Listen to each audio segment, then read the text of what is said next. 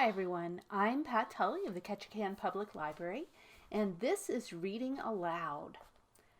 This weekend it was my turn to write the ad-lib column for the Ketchikan Daily News, and so I wrote it about my favorite form of literature, which is the essay.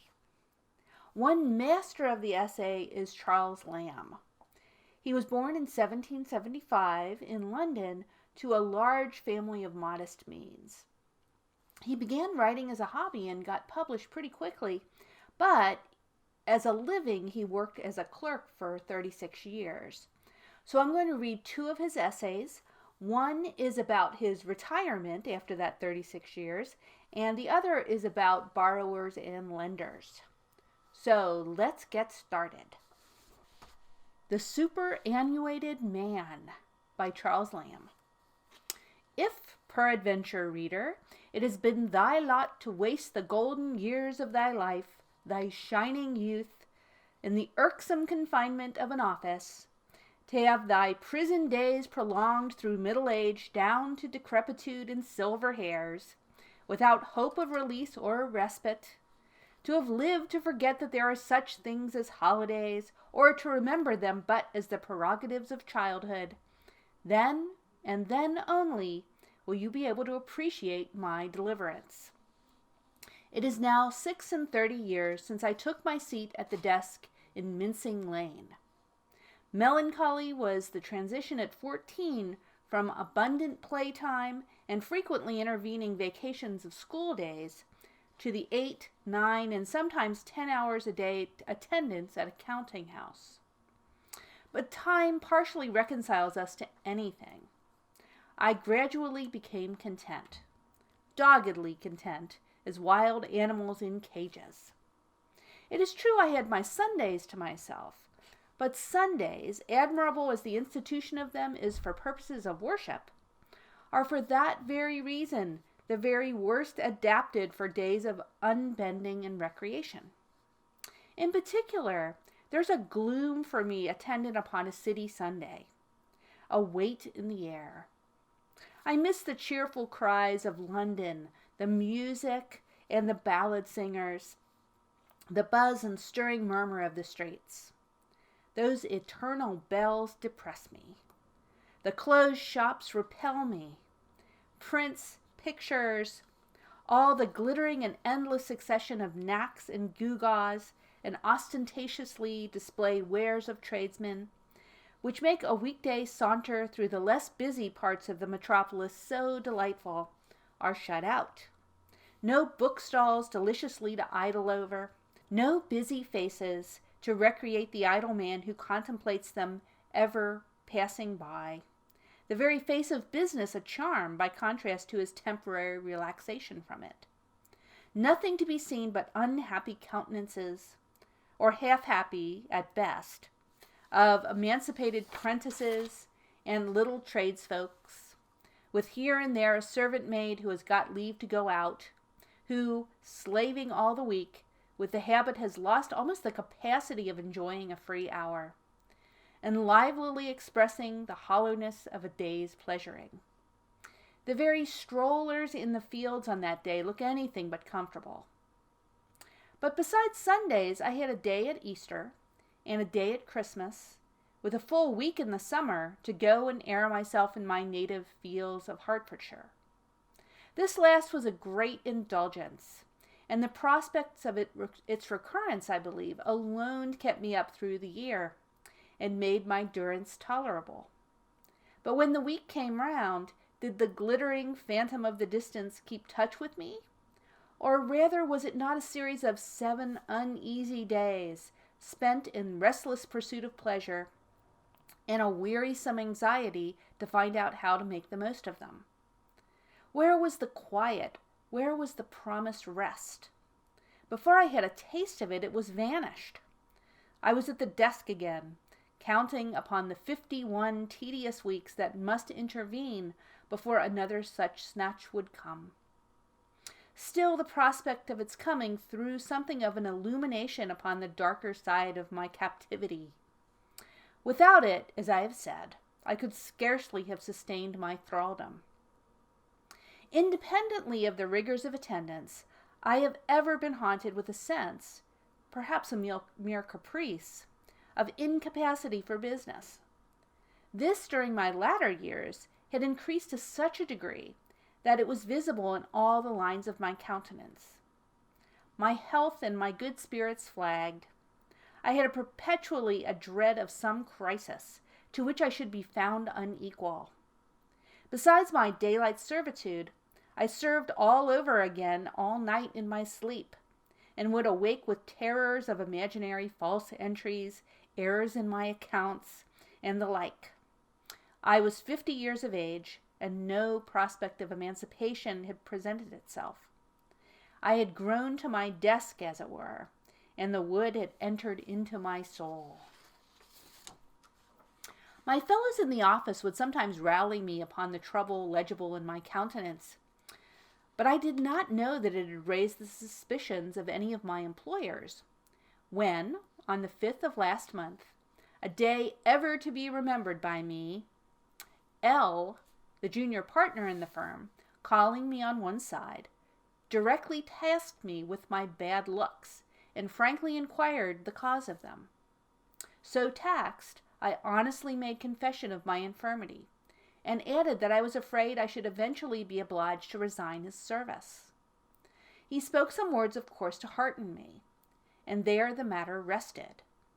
A whole week I remained laboring under the impression that I acted imprudently in my disclosure, that I had foolishly given a handle against myself, and had been anticipating my own dismissal. A week passed in this manner, the most anxious one, I verily believe, in my whole life, when on the evening of the 12th of April, just as I was about quitting my desk to go home, it might be about 8 o'clock, I received an awful summons to attend the presence of the whole assembled firm in the formidable back parlor. I thought, now my time has surely come. I have done for myself. I am going to be told that they no longer have occasion for me. L, I could see, smiled at the terror I was in, which was a little relief to me, when to my utter astonishment B, the elder partner, began a formal harangue to me on the length of my services, my very meritorious conduct during the whole of the time. The deuce, thought I, how did he find out that? I protest that I never had the confidence to think as much. He went on to descant on the expediency of retiring at a certain time of life. How my heart panted, and asking me a few questions as to the amount of my own property, of which I have a little, ended with a proposal to which his 3 partners nodded a grave assent, that I should accept from the house, which I had served so well, a pension for life to the amount of 2/3 of my accustomed salary. A magnificent offer! I do not know what I answered between surprise and gratitude, but it was understood that I had accepted their proposal, and I was told that I was free from that hour to leave their service. I stammered out a bow, and at just after 8, I went home forever. This noble benefit, gratitude forbids me to conceal their names, I owe to the kindness of the most munificent firm in the world, the house of Boldero, Meriwether, Bosanquet, and Lacey. Esto perpetua! For the first day or two I felt stunned, overwhelmed. I could only apprehend my felicity. I was too confused to taste it sincerely. I wandered about, thinking I was happy, and knowing that I was not. I was in the condition of a prisoner in the old Bastille, suddenly let loose after a 40 years' confinement. I could scarcely trust myself with myself. It was like passing out of time into eternity, for it is a sort of eternity for a man to have his time all to himself. It seemed to me that I had more time on my hands than I could ever manage. From a poor man, poor in time, I was suddenly lifted up into a vast revenue. I could see no end of my possessions. I wanted some steward or judicious bailiff to manage my estates in time for me. And here let me caution persons grown old in active business, not lightly nor without weighing their own resources, to forego their customary employment all at once, for there may be danger in it. I feel it by myself, but I know that my resources are sufficient. And now that those first giddy raptures have subsided, I have a quiet home feeling of blessedness in my condition. I am in no hurry. Having all holidays, I am as though I had none. If time hung heavy upon me, I could walk it away. But I do not walk all day long, as I used to do in those old transient holidays, 30 miles a day, to make the most of them. If time were troublesome, I could read it away. But I do not read in that violent measure with which, having no time my own but candlelight time, I used to weary out my head and eyesight in bygone winters. I walk, read, or scribble, as now, just when the fit seizes me. I no longer hunt after pleasure. I let it come to me. I am like the man that's born and has his years come to him in some green desert. Years, you will say. What is this superannuated simpleton calculating upon? He has already told us he is past 50. I have indeed lived nominally 50 years, but deduct out of them the hours which I have lived to other people, and not to myself, and you will find me still a young fellow. For that is the only true time, which a man can properly call his own, that which he has all to himself. The rest, though in some sense he may be said to live it, is other people's time, not his. The remnant of my poor days, long or short, is at least multiplied for me threefold. My 10 next years, if I stretch so far, will be as long as any preceding 30. 'Tis a fair rule of 3 sum. Among the strange fantasies which beset me at the commencement of my freedom, and of which all traces are not quite gone, one was that a vast tract of time had intervened since I quitted the counting-house.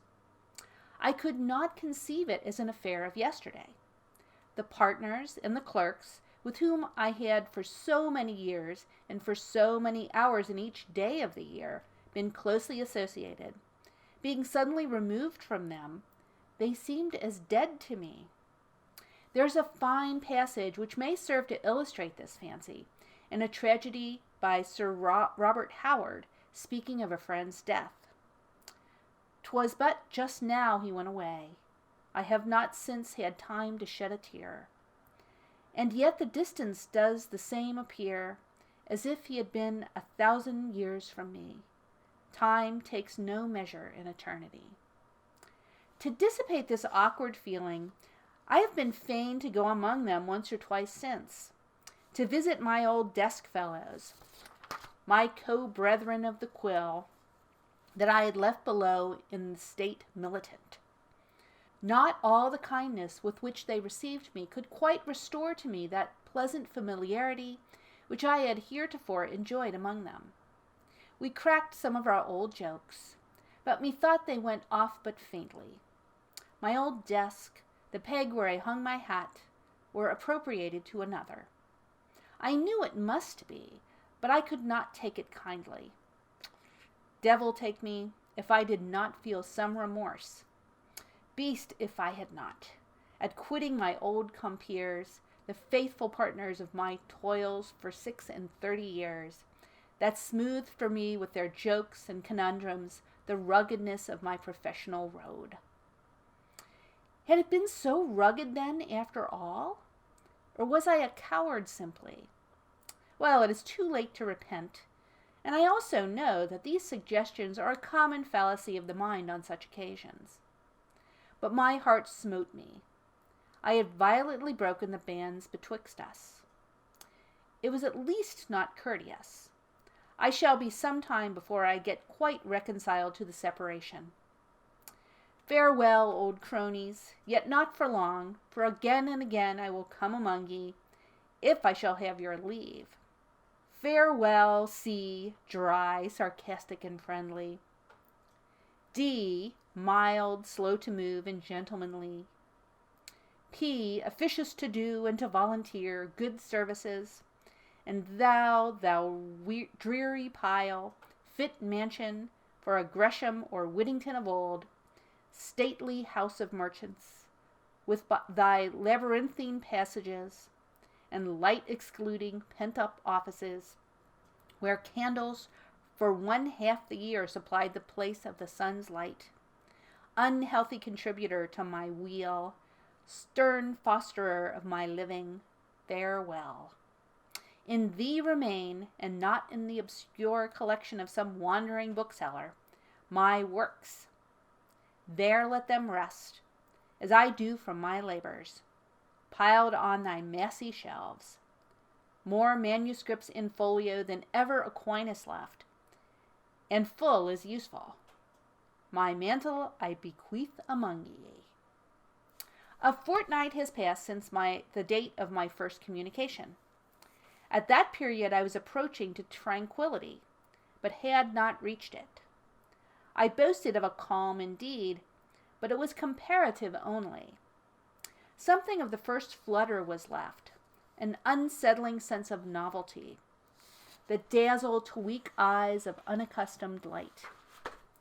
I missed my old chains, forsooth, as if they had been some necessary part of my apparel. I was a poor Carthusian from strict cellular discipline, suddenly by some revolution returned upon the world. I am now as if I had never been other than my own master. It is natural to me to go where I please, to do what I please. I find myself at 11 o'clock in the day in Bond Street, and it seems to me that I have been sauntering there at that very hour for years past. I digress into Soho to explore a bookstall. Methinks I have been 30 years a collector. There's nothing strange nor new in it. I find myself before a fine picture in a morning. Was it ever otherwise? What has become of Fish Street Hill? Where is Fenchurch Street? Stones of Old Mincing Lane, which I have worn by my daily pilgrimage for 36 years, to the footsteps of what toil-worn clerk are your everlasting flints now vocal?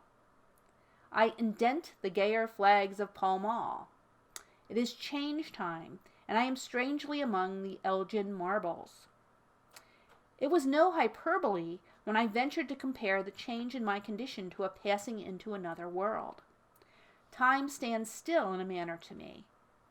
I have lost all distinction of season.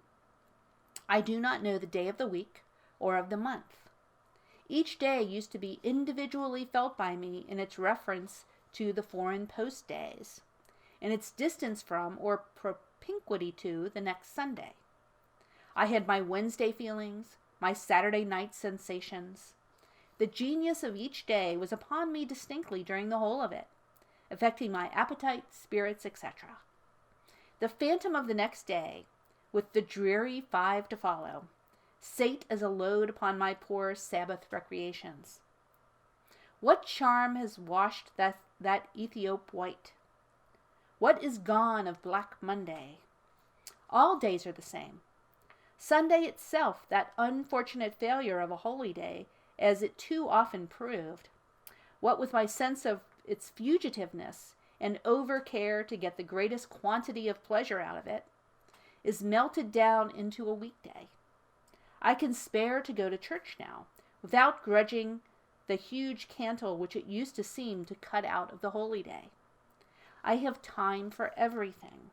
I can visit a sick friend. I can interrupt the man of much occupation when he is busiest. I can insult over him with an invitation to take a day's pleasure with me to Windsor this fine May morning. It is Lucretian pleasure to behold the poor drudges, whom I have left behind in the world, carking and caring, like horses in a mill, drudging on in the same eternal round. And what is it all for? A man can never have too much time to himself, nor too little to do. Had I a little son, I would christen him nothing to do, and he should do nothing. Man, I verily believe, is out of his element as long as he is operative. I am altogether for the life contemplative. Will no kindly earthquake come and swallow up those accursed cotton mills? Take me that lumber of a desk there, and bowl it down, as low as to the fiends. I am no longer XXXXX, clerk to the firm of, etc. I am retired leisure. I am to be met with in trim gardens. I am already come to be known by my vacant face and careless gesture, perambulating at no fixed pace, nor with any settled purpose. I walk about, not to and from. They tell me a certain cum dignitate air that has been buried so long with my other good parts has begun to shoot forth in my person. I grow into gentility perceptibly. When I take up a newspaper, it is to read the state of the opera. Opus operandum est. I have done all that I came into this world to do. I have worked task work and have the rest of the day to myself. The end. So the second essay is called The Two Races of Men. The human species, according to the best theory I can form of it, is composed of two distinct races, the men who borrow and the men who lend. To these two original diversities may be reduced all those impertinent classifications of Gothic and Celtic tribes, white men, black men, red men, all the dwellers upon earth, Parthians and Medes and Elamites, flock hither, and do naturally fall in with one or the other of these primary distinctions. The infinite superiority of the former, which I choose to designate as the great race, discernible in their figure, port, and a certain instinctive sovereignty. The latter are born degraded. He shall serve his brethren. There is something in the air of one of this caste, lean and suspicious, contrasting with the open, trusting, generous manners of the other. Observe who have been the greatest borrowers of all ages. Alcibiades, Falstaff, Sir Richard Steele, our late incomparable Brinsley. What a family likeness in all four! What a careless, even deportment hath your borrower! What rosy gills! What a beautiful reliance on Providence doth he manifest, taking no more thought than lilies!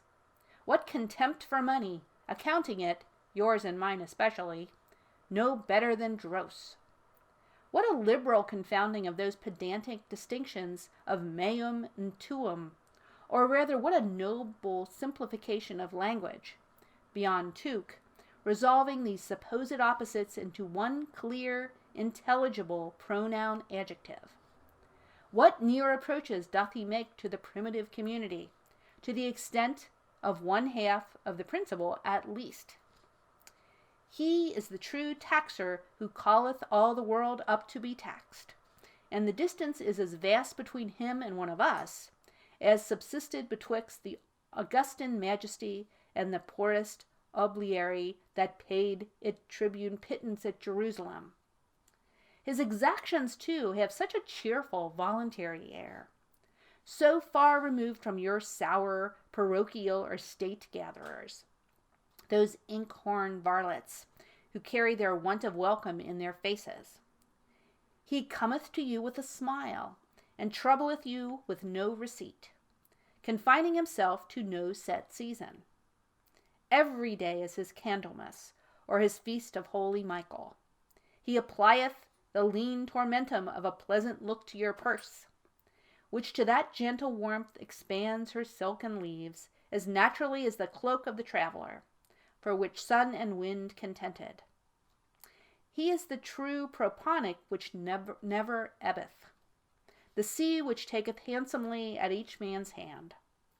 In vain the victim, whom he delighteth to honor, struggles with destiny. He is in the net. Lend therefore cheerfully, O man ordained to lend, that thou lose not in the end, with thy worldly penny the reversion promised. Combine not preposterously in thine own person the penalties of Lazarus and of Dives. But, as when you seeth the proper authority coming, meet it smilingly, as it were halfway.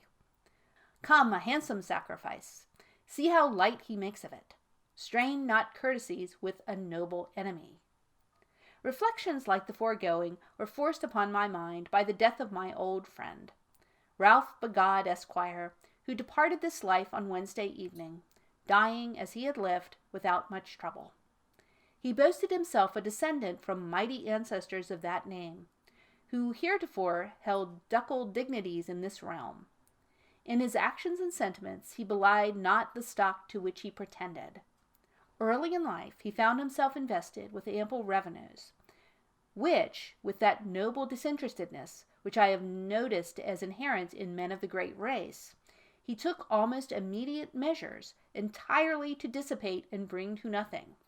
For there is something revolting in the idea of a king holding a private purse, and the thought of Begod were all regal. Thus furnished, by the very act of disinfurnishment, getting rid of the cumbersome luggage of riches, more apt, as one sings, to slacken virtue and abate her edge, than prompt her to do aught may merit praise, he set forth, like some Alexander, upon his great enterprise, borrowing and to borrow. In his perigesis, or triumphant progress throughout this island, it has been calculated that he laid a tithe part of the inhabitants under contribution. I reject this estimate as greatly exaggerated, but having had the honor of accompanying my friend divers times in his perambulations about this vast city, I own I was greatly struck at first with the prodigious number of faces we met, who claimed a sort of respectful acquaintance with us.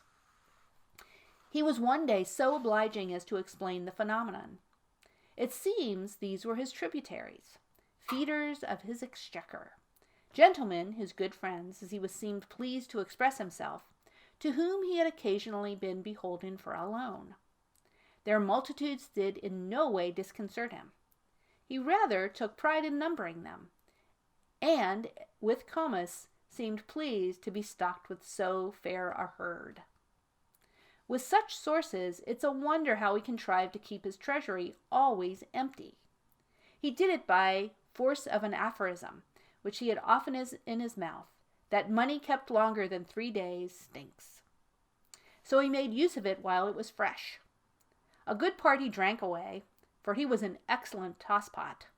Some he gave away, the rest he threw away, literally tossing and hurling it violently from him, as boys do burrs, or as if it had been infectious, into ponds, or ditches, or deep holes, inscrutable cavities of the earth, or he would bury it, where he would never seek it again, by a river's side under some bank, which, he would facetiously observe, paid no interest, but out away from him it must go peremptorily, as Hagar's offspring into the wilderness, while it was sweet. He never missed it. The streams were perennial which fed his fisc. When new supplies became necessary, the first stranger was sure to contribute to a deficiency. For Begod had an undeniable way with him. He had a cheerful, open exterior, a quick, jovial eye, a bald forehead, just touched with gray. He anticipated no excuse, and found none. And, waiving for a while my theory as to the great race, I would put it to the most untheorizing reader, who may at times have disposable coin in his pocket, whether it is not more repugnant to the kindliness of his nature to refuse such a one as I am describing, than to say no to a poor petitionary rogue, your bastard borrower, who, by his mumping physiognomy, tells you that he expects nothing better, and therefore, whose preconceived notions and expectations you do in reality so much less shock in the refusal. When I think of this man, his fiery glow of heart, his swell of feeling, how magnificent, how ideal he was, how great at the midnight hour, and when I compare with him the companions with whom I have associated since, I grudge the saving of a few idle ducats, and think that I am falling into the society of lenders and little men. To one like Elia, whose treasures are rather cased in leather covers than closed in iron coffers, there is a class of alienators more formidable than that which I have touched upon. I mean your borrowers of books, those mutilators of collections, spoilers of the symmetry of shelves, and creators of odd volumes. There is a Cumberbatch matchless in his depredations. That foul gap in the bottom shelf facing you, like a great eye tooth knocked out. You are now with me in my little back study in Bloomsbury, reader, with the huge Switzer-like tomes on each side, like the Guildhall giants in their reformed posture, guardant of nothing. Once held the tallest of my folios, Opera Bonaventure, choice but massy divinity, to which its two supporters, school divinity also, but of a lesser caliber, Bellarmine and Holy Thomas, showed but as dwarfs, itself an Aspercart, that Cumberbatch abstracted upon the faith of a theory he holds, which is more easy, I confess, for me to suffer than to refute, namely, that the title to a property in a book, my Bonaventure, for instance, is an exact ratio to the claimant's powers of understanding and appreciate the same. Should he go on acting upon this theory, which of our shelves is safe? The slight vacuum in the left-hand case, 2 shelves from the ceiling, scarcely distinguishable but by the quick eye of a loser, was whilom the commodious resting place of Brown on urn burial.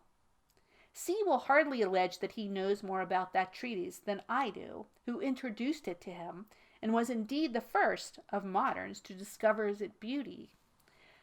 But so have I known a foolish lover to praise his mistress in the presence of a rival, more qualified to carry her off than himself.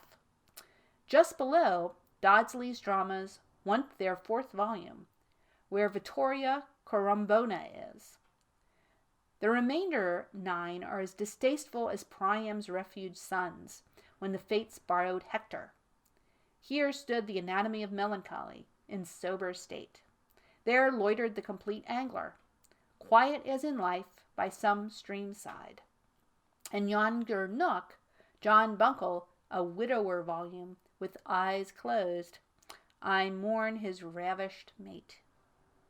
One justice I must do to my friend, that if he sometimes, like the sea, sweeps away a treasure, at another time, sea-like, he throws up as rich an equivalent to match it.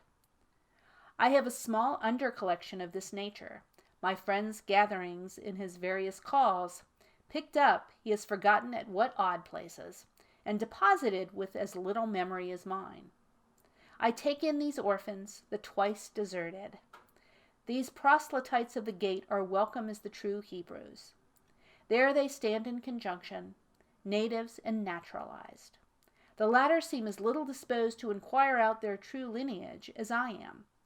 I charge no warehouse room for these deodens, nor shall I ever put myself to the ungentlemanly trouble of advertising a sale of them to pay expenses.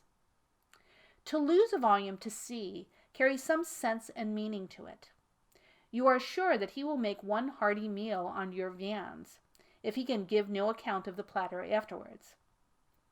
But what moved thee, wayward, spiteful K, to be so importunate as to carry off with thee, in spite of tears and abjurations of thee to forbear, the letters of that princely woman, the thrice noble Margaret Newcastle? Knowing at the time, and knowing that I knew also, thou most assuredly wouldst never turn over one leaf of the illustrious folio. What but mere spirit of contradiction and childish love of getting the better of thy friend? Then, worst cut of all, to transport it with thee to the Galician land. Unworthy land to harbor such a sweetness, a virtue in which all ennobling thoughts dwelt. Pure thoughts, kind thoughts, high thoughts, her sex's wonder. Hadst not thou thy playbooks, and books of jests and fancies about thee, to keep thee merry, even as thou keepest all companies with thy quips and mirthful tales? Child of the green room, it was unkindly done of thee. Thy wife, too, that part French, better part Englishwoman, that she could fix upon no other treatise to bear away, in kindly token of remembering us, than the works of Fulk Gredville, Lord Brooke, of which no Frenchman nor woman of France, Italy, or England was ever by nature constituted to comprehend a tittle. Was there not Zimmerman on solitude? Reader, if haply thou art blessed with a moderate collection, be shy of showing it. Or if thy heart overfloweth to lend them, lend thy books, but let it be to such a one as S.T.C. He will return them, generally anticipating the time appointed, with usury, enriched with annotations, tripling their value. I have had experience. Many of these precious manuscripts of his, in matter oftentimes, and almost quantity not infrequently, vying with the originals, in no very clerkly hand, legible in my Daniel, in old Burton, in Sir Thomas Browne, and those abstruser cogitations of the great Greville, now, alas, wandering in pagan lands. I counsel thee, shut not thy heart, nor thy library, against S.T.C. The end. Thank you so much for joining me, and have a good week.